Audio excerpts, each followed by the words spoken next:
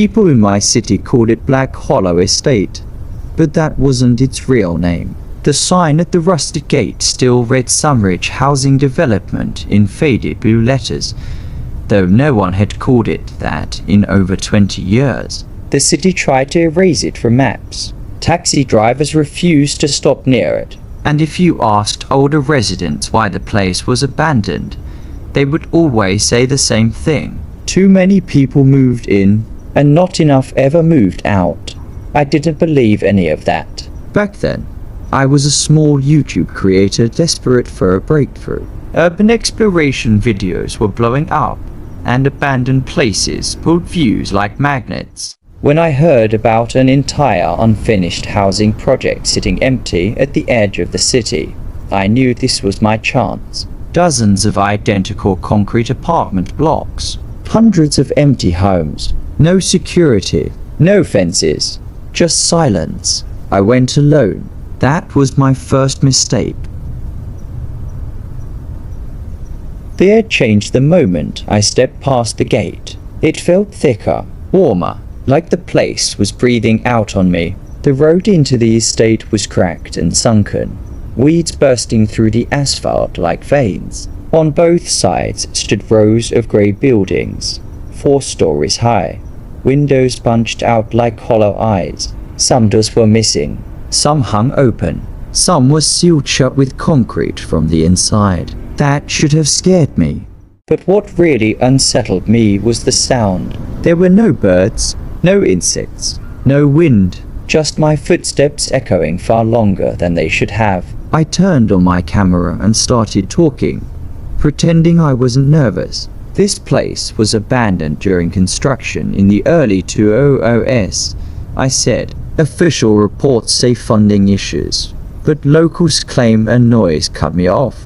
A soft, wet dragging sound. It came from somewhere deep inside the estate. I laughed nervously and told myself it was just loose metal or an animal. Still, I adjusted my grip on the flashlight and moved closer to the nearest building.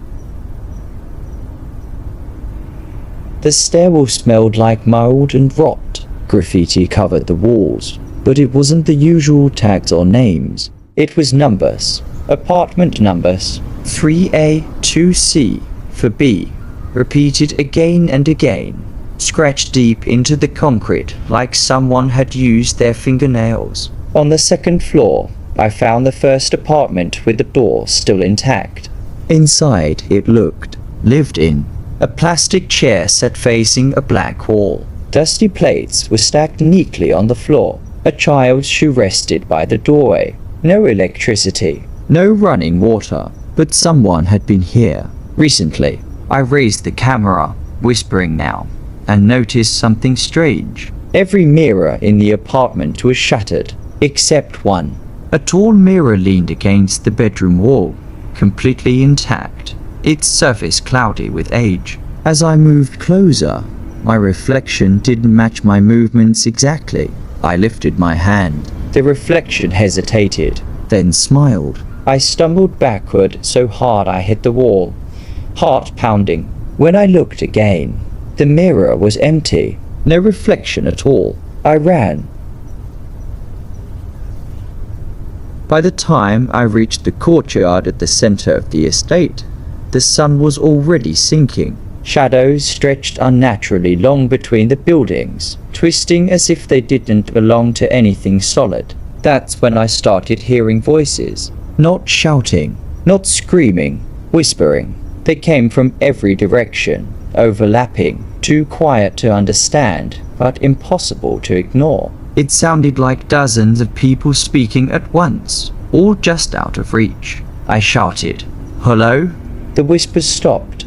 Then, directly behind me, someone answered. "You're in our home." I spun around. No one was there, but the windows above me were full, faces pressed against the glass. Men, women, children, all pale, all still, all watching me. Every single one of them smiled at the same time. The lights inside the buildings flickered on. That should not have been possible. I later found the truth buried in old city records and forgotten news clippings. Sunridge wasn't abandoned because of money. It was abandoned because people started disappearing. Entire families moved in and were never seen again. Emergency calls came from apartments that didn't exist on the building plans. Police officers reported getting lost inside buildings they'd already searched. One officer claimed the hallways rearranged themselves. Another said the residents begged him not to leave them behind. The final report mentioned a structural anomaly beneath the estate. Something vast, something unfinished. The project was sealed, written off, and left to rot. But the residents never left. I found the entrance by accident. A stairwell beneath Building F, hidden behind a collapsed wall. The air coming up from below was warm and smelled like cold breath. I should have turned back. Instead, I followed the sound of crying. The basement stretched far beyond the footprint of the buildings. Concrete tunnels twisted endlessly. Walls covered in handprints layered so thick they looked painted on. At the center was a massive open space, and in it, hundreds of doors, all standing upright, all different styles, all labeled with apartment numbers. Every door was slightly open, and behind each one, I could hear life. TVs playing, dishes clinking, people laughing.